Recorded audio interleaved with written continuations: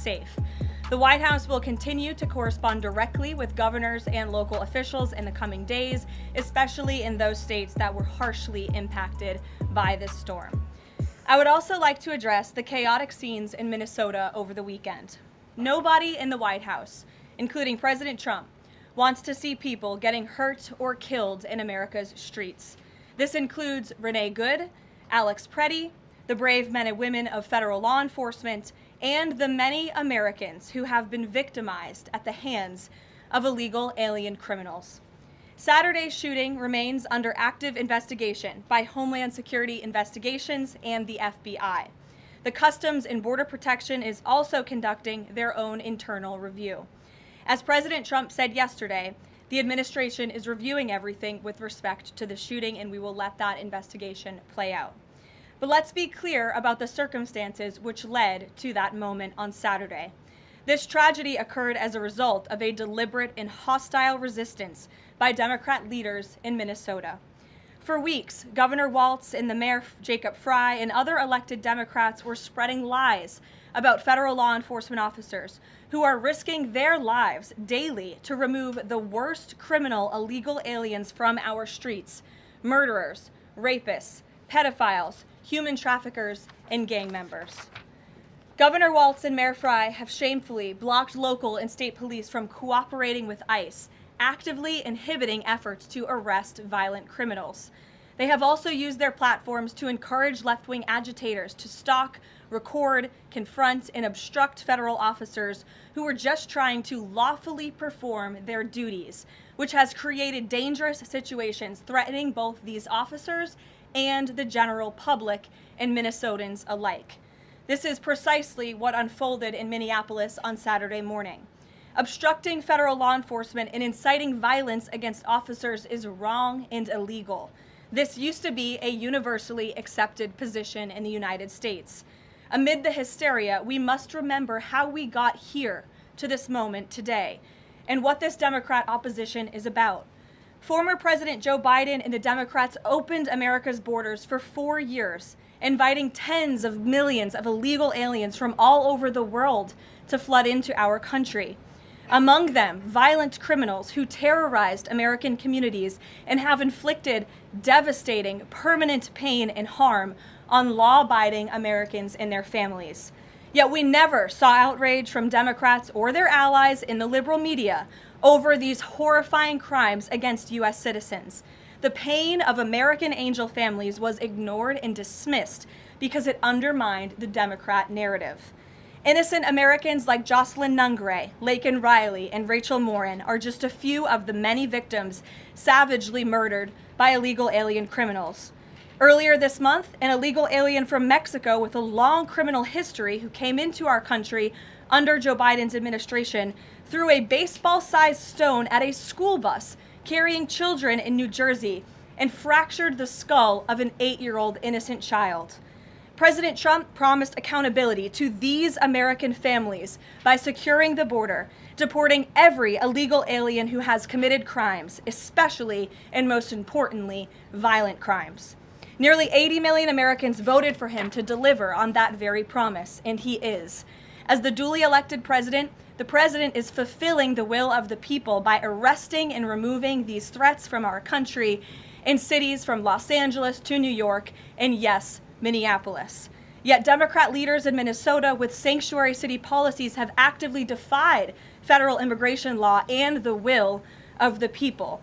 And as a result of that defiance, 2 Minnesotans have now tragically lost their lives on the streets of Tim Walz's state. It is President Trump's hope and wish and demand for the resistance and chaos to end today. That's why President Trump spoke with Governor Walz directly this morning, and he has outlined a clear and simple path to restoring law and order in Minnesota. Number 1, Governor Walz, Mayor Frey, and all Democrat leaders should turn over all criminal illegal aliens currently incarcerated in their prisons and jails to federal authorities, along with any illegal aliens with active warrants or known criminal histories for immediate deportation. Number 2, state and local law enforcement must agree to turn over all illegal aliens who are arrested by local police. And then thirdly, local police must assist federal law enforcement in apprehending and detaining illegal aliens who are wanted for crimes, especially violent crimes. If Governor Walz and Mayor Frey implement these common sense cooperative measures that I will add have already been implemented in nearly every single other state across the country, Customs and Border Patrol will not be needed to support ICE on the ground in Minnesota. ICE and local law enforcement can peacefully work together, as they are effectively doing in so many other states and jurisdictions. Additionally, President Trump is calling on the United States Congress to immediately pass legislation ending sanctuary cities once and for all. American cities should be safe sanctuaries for law-abiding citizens only, not for dangerous illegal alien criminals who broke our nation's laws and do not belong here. We hope Governor Walz will do the right thing and continue to work with President Trump to keep the American people safe following their call this morning. Americans overwhelmingly want exactly what President Trump is delivering: strong borders and strict immigration enforcement against the worst illegal aliens, of which there are still hundreds of thousands to deport from the interior of our country. The most peaceful way to carry out this vital public safety mission is for Republicans and Democrats to do it together, and for state and local law enforcement to work together with federal law enforcement. We want to let cops be cops.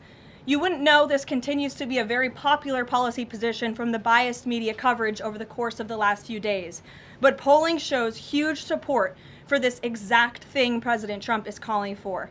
More than 80% of Americans favor deporting illegal aliens convicted of violent crimes.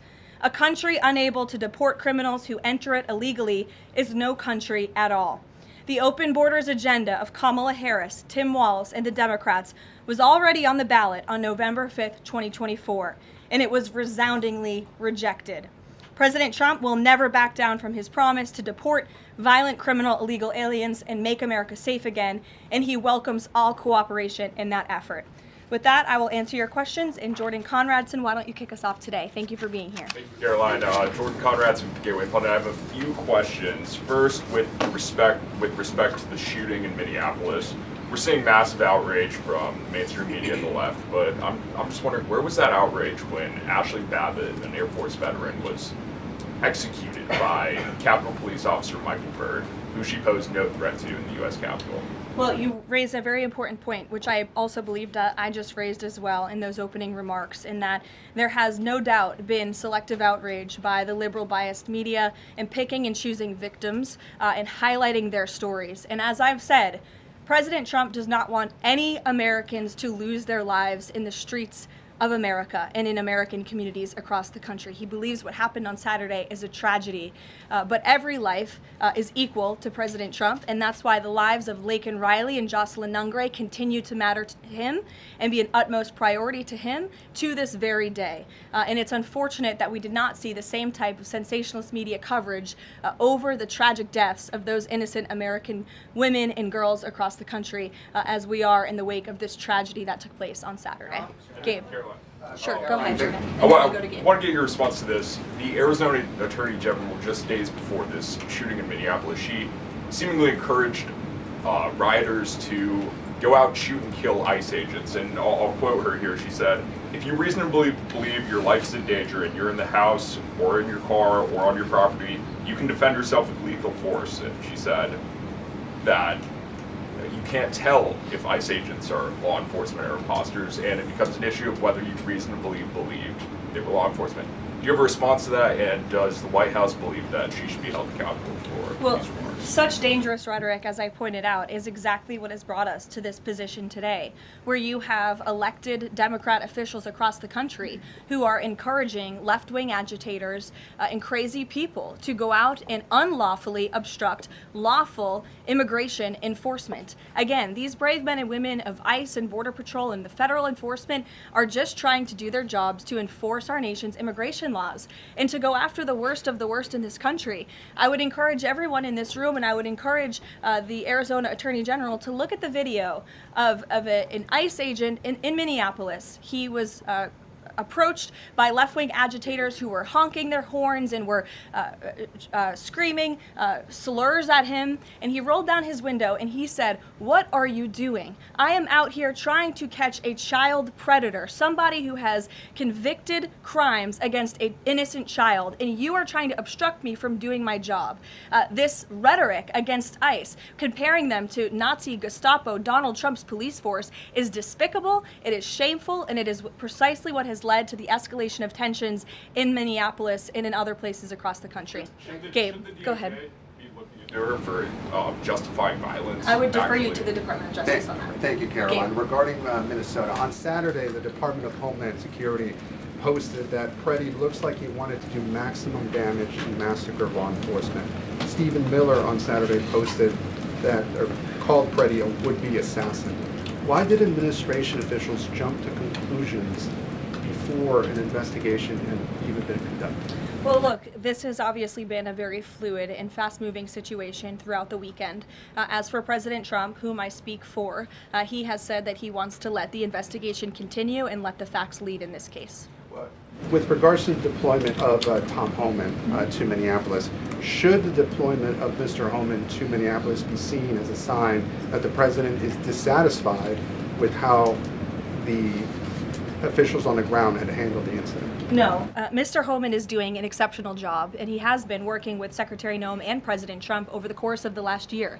Secretary Noem still has the utmost confidence and trust of the President of the United States, and she's continuing to oversee the entire Department of Homeland Security and all of the immigration enforcement that's taking place across the whole entire country. Of course, Secretary Noem is also in charge of FEMA, and we are in the wake of a brutal winter storm where hundreds of thousands of Americans have been impacted by that. So Borders Our Homan is in a unique position to drop everything and go to Minnesota to continue having these productive conversations with state and local officials. And I know that he's catching a plane in just a few hours to do just that at the request of the president. Jennifer. On Saturday's shooting, has the president been briefed, and have you been briefed on specific details of the shooting? How many shots were fired? How many guns discharged? And I mean, did the protesters' gun go off, or only the officers' guns? Do you have any of those details? Again, the investigation is continuing, Jennifer, and we will let the facts lead and we will let the facts play out in this investigation. I do know that HSI and FBI are conducting interviews with those that were involved and the agents who were involved in this unfortunate tragedy on Saturday. Are they keeping the president up to date on all those details? The president is obviously very much on the ball with respect to this investigation. I think he's made that quite clear with the various statements that you've seen him put out, and also the 4 points that the president has outlined as well to Governor Walz, and to encourage him to cooperate with ICE and with the administration. Mary. Thanks, Caroline. To follow on Gabe's question, Secretary Noem said Alex Preddy committed an act of domestic terrorism. Stephen Miller labeled Preddy a domestic terrorist. Does the president agree with them? Look, as I've said, I have not heard the president characterize Mr. Preddy in that way. However, I have heard the president say he wants to let the facts in the investigation lead itself. Was he alarmed to hear his top officials referring to him in that way, rushing to that judgment? Danny, go ahead. Thanks, Caroline. On Stephen Miller's comments, will Stephen Miller be apologising to the family of Alex Preddy for calling him, quotes, an assassin who tried to murder federal agents, despite the fact that, as you say, this is still under investigation? Look, again, this incident remains under investigation, and nobody here at the White House, including the President of the United States, wants to see Americans hurt or killed and losing their lives in American streets. And we mourn for the parents. As a mother myself, of course, I cannot imagine the loss of life, especially losing one's child. And that same empathy from the President goes for the parents of angel families, parents of victims of illegal alien crime across our country as well. And that's exactly why the President continues to be wholeheartedly committed to deporting the worst of the worst criminals from our country.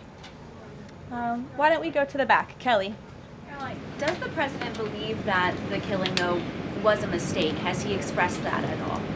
Again, the president has said, we have to review it, and this investigation needs to continue, and he's letting the facts on the investigation lead itself. Does he want the body camera footage to be released to the public? Now, that's not something I've heard the president commit to, so I won't do that from the podium. Sure. Karoline, how serious is the administration taking allegations that local and state officials in Minnesota are actively coordinating with demonstrators through encrypted or non-encrypted communications, as well as providing government resources to impede immigration enforcement operations? I'm sorry, Carrie, could you repeat your question?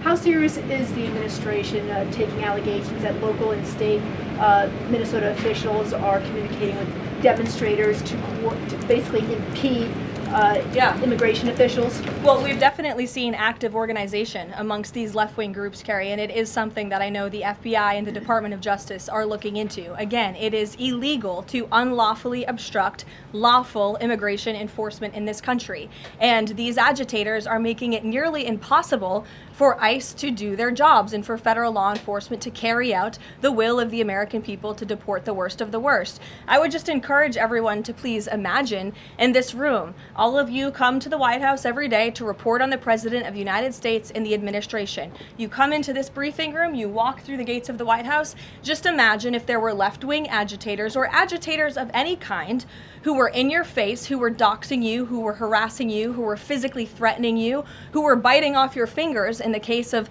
two Border Patrol agents we saw this past weekend in Minneapolis. That would make it very difficult for you to show up and do your job here at the White House every single day. That's what these officers in Minneapolis are facing. That's why the president is calling on Governor Walz and Mayor Frey for these three very simple and common sense points of cooperation so that ICE and local law enforcement can work together. Again, we are just asking for police to be police. And if you ask any law enforcement agent or official, they want to be able to work with their federal counterparts at the state and local level and vice versa. Karoline. Thanks a lot, Karoline. Two questions. One is looking forward. The role of Mr. Homan.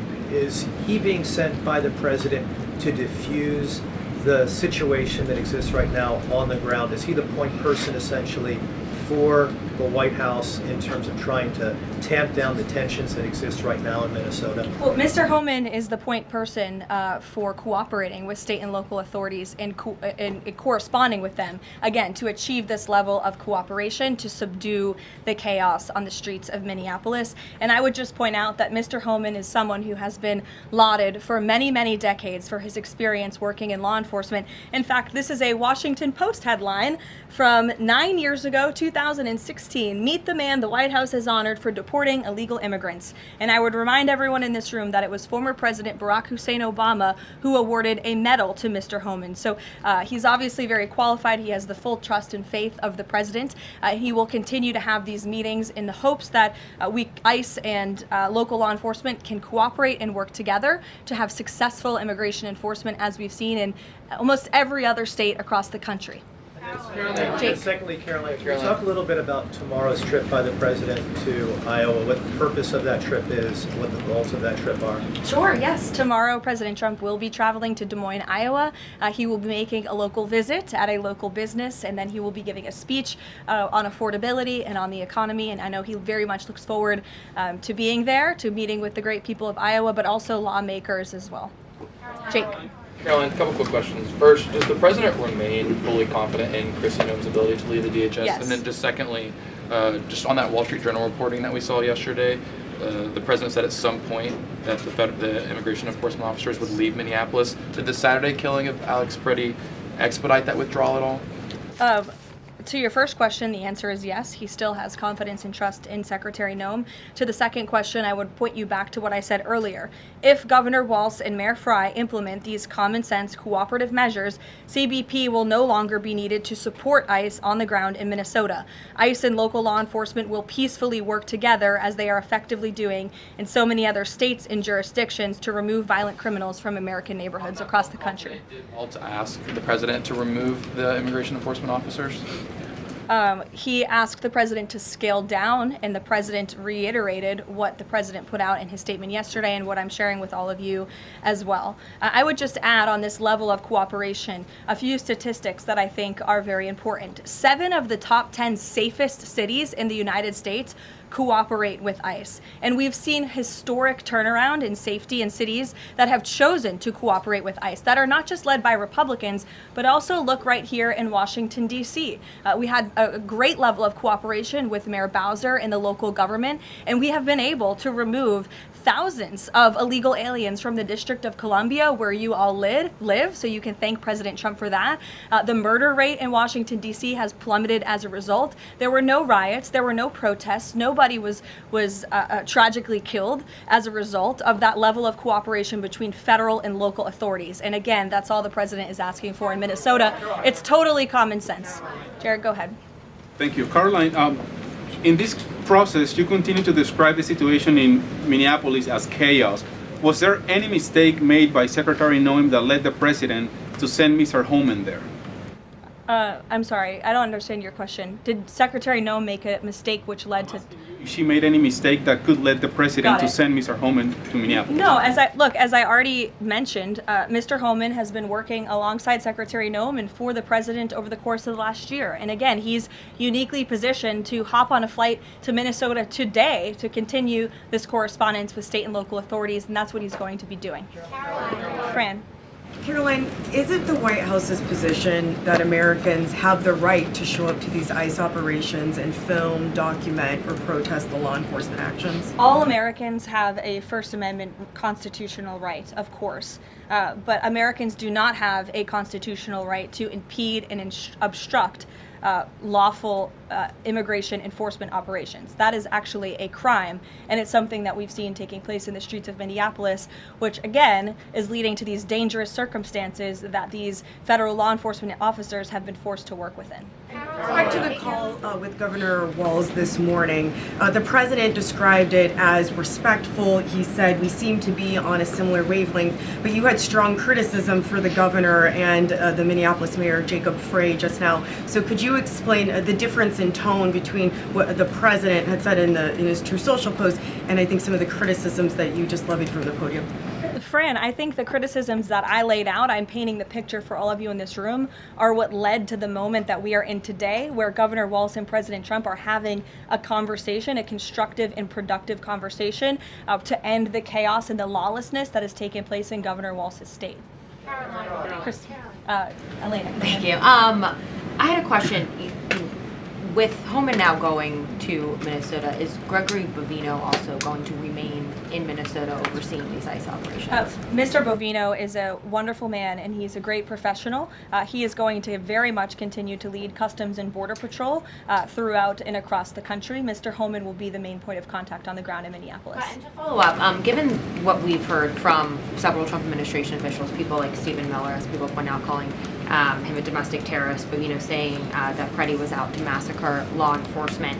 Why not require ICE agents to wear body cameras to clear up some of the disputes that we are hearing from witnesses and video footage versus what the administration has been saying? Well, that's a policy question that I know the policy folks in the building are having with members on Capitol Hill, and I'll leave it to them and the president to make that decision. And I just my final question is on, you were talking about the level of cooperation that the president talked about with Governor Walz. Will the administration commit to cooperating with local officials on this investigation into Alex Preddy?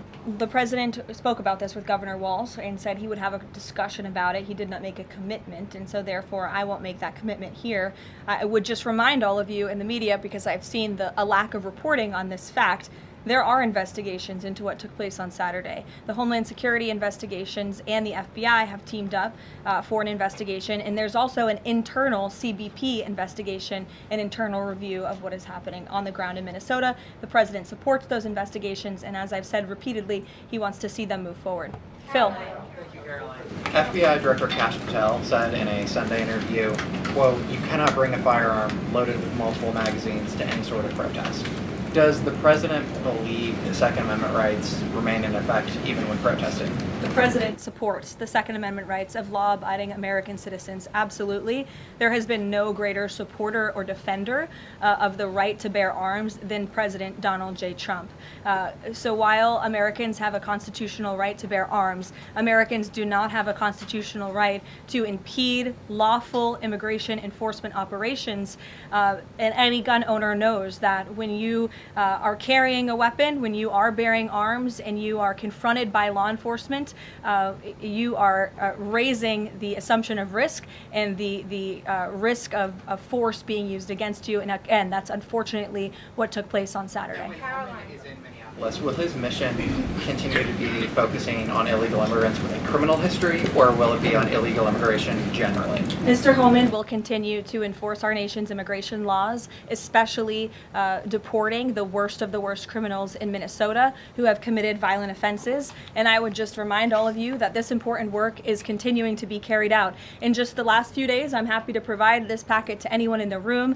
ICE has arrested multiple violent criminals, illegal aliens within Minnesota. Many of them have convictions for assault, driving under the influence, fraud.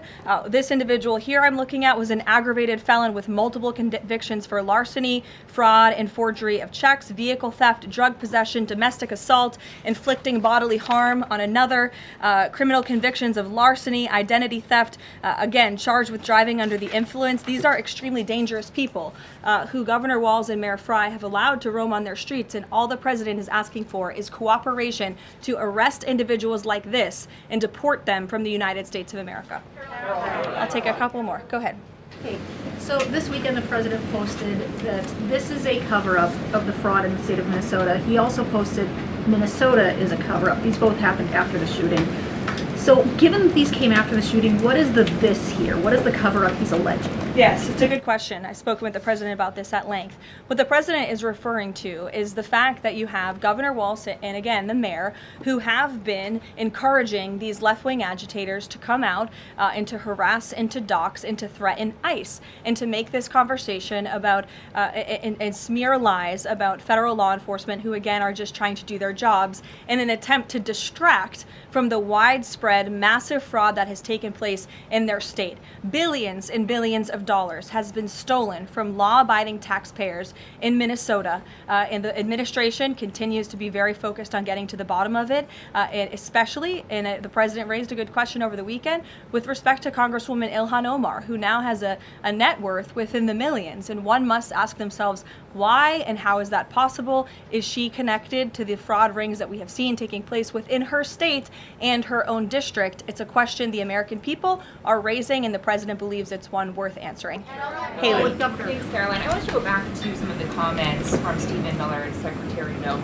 You've made clear the president wants to see the investigation play out when answering some of the questions on the specific details. Is he concerned that some of those definitive statements made by other officials risks public perception of the credibility of those investigations now playing out?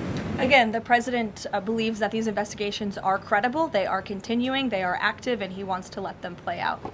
Alex. Karoline, thank you. Is the administration willing to separate DHS funding from other funding bills in order to avoid a broader shutdown? Look, at this point, the White House supports the bipartisan work that was done to advance the bipartisan appropriations package, and we want to see that passed.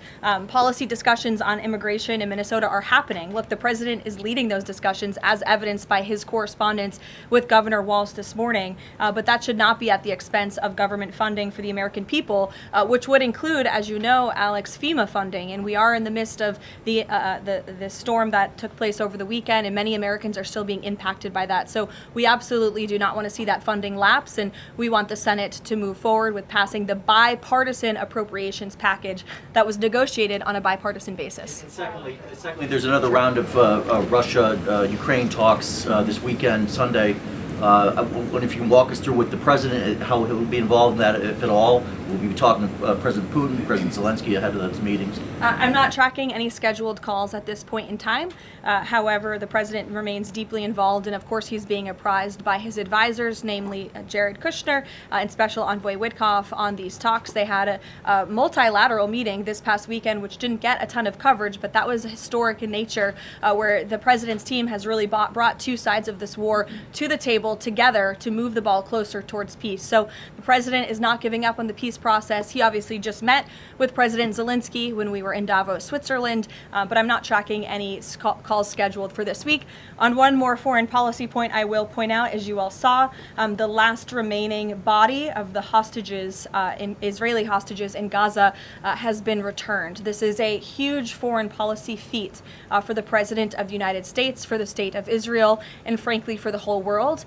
The President made the impossible possible, and so it's great news for the President, for the United States, for our allies, and also for peace in the Middle East. And I understand that more than 20 new additional countries have also signed up to join the newly established Board of Peace with respect to the rebuilding of Gaza, which is another historic accomplishment for this president. So thank you all very much, and we'll see you in Iowa tomorrow. Did the president talk to us?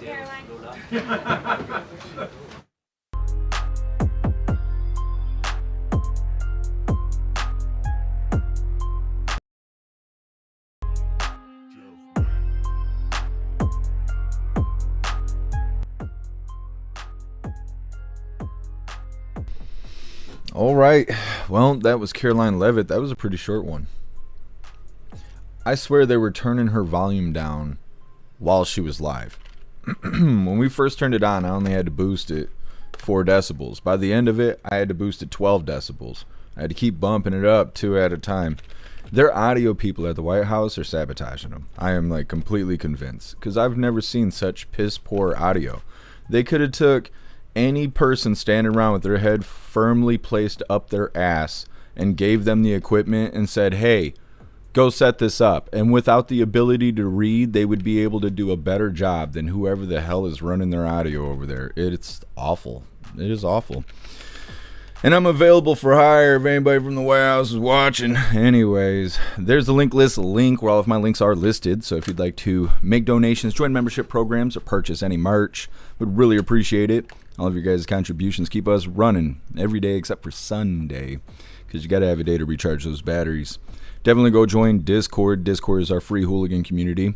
It's the best way to be notified every single time we go live. The hooligans are there keeping the conversation going 24/7, and we have 2 news boards to keep you up to date with everything going on around the world. So definitely go join Discord. If you're feeling real saucy, go join jeffmaclive.com. Over on the website, it is the best way to experience it live. Our built-in chat has more ability than any other platform.